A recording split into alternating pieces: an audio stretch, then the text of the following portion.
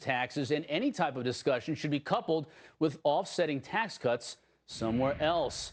Joining us now, Congressman Peter Welch, Democrat from Vermont. Congressman Welch, I'm reading where earlier today you referred to the GOP as having two factions on raising the debt ceiling, the faction of no and the faction of hell no. Can I gather from your remarks that you feel like the two sides are still miles apart? Well, unfortunately, we are. You know, at the end of the day, we are going to raise the debt ceiling.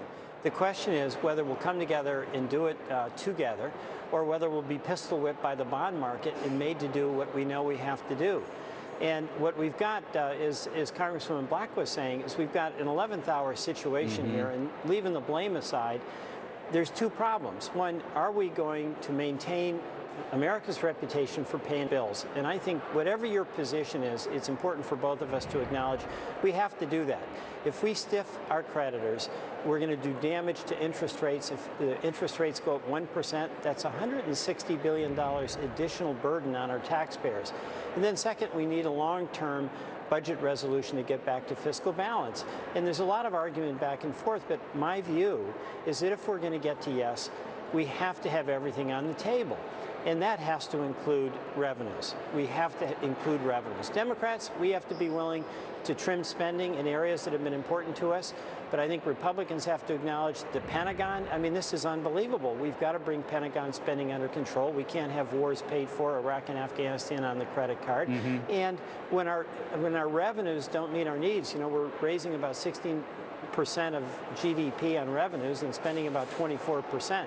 Somehow you got to bring those lines together. So it's got to include everything on the table. If we did it together, risky, tough decision, that's the type of thing that would give America confidence that we were getting it more right than wrong. Congressman Welch, do you feel that, look, in Nancy Pelosi aside earlier today when she said entitlement programs, they're off the table.